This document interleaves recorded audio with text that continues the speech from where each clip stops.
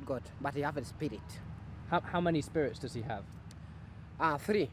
The story of Dominic Ongwen epitomizes controversy in one side. It epitomizes the tally of many people paying a heavy price because of the LRA atrocities, either as victims of abductions, displacement, and death. On one other hand, it is an innocent young man abducted and encrypted into the force through which, out of survival, rode through the ranks.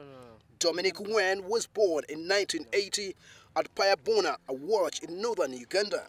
He was abducted as a 10-year-old while on his way to school. He was reportedly too little to walk long distances.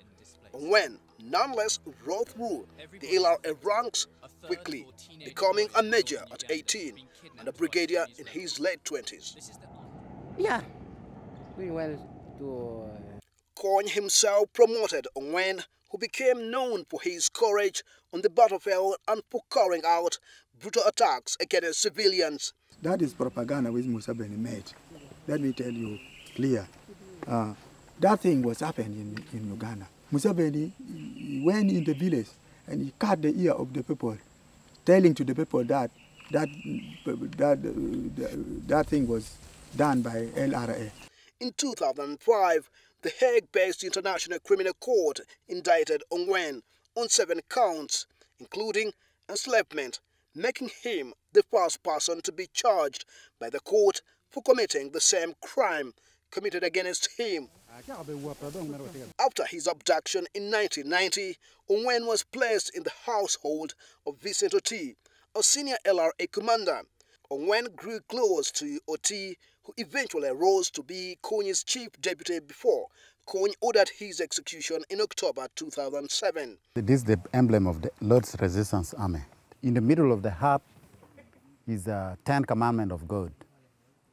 We are fighting to defend the 10th commandment of God because people are not following the 10th commandment of God.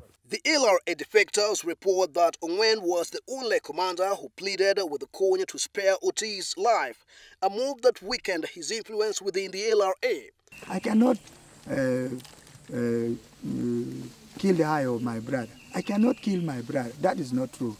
However, Kony spared Ongwen from the subsequent purge of Oti loyalists due to Ongwen's value to the LRA, particularly in his ability to lead troops on daring missions. Ongwen proved his worth soon after leading a raid on a South Sudanese military garrison in Nabanga in June 2008, in which LRA forces killed 14 soldiers. Ongwen is known as much for his volatile nature as his bravery, and some former LRA fighters testifying he has risked Kony's wrath several times. Not only did he oppose Oti's execution, Ongwen also publicly stated during the Juba negotiations that he would kill Kony if the LRA leader failed to secure favorable provisions for his commanders and fighters in the negotiation table. I'm not guilty. I'm not guilty. I'm not guilty.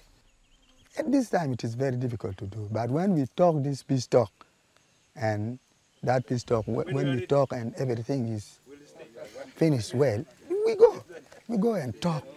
Ongwen reportedly also refused to join other senior LRA commanders in Central African Republic for most of 2009 and 2010, despite being frequently ordered to do so by Kony. In May 2009, Kony received reports that Ongwen was communicating with the Ugandan officials with the intention of surrendering alongside his 60 fighters. Kony sent a large force of loyal troops to intercept Ongwen's group, which at the time operated alongside the Dura River in Congo, while frequently crossing into southern Sudan to raid civilians there.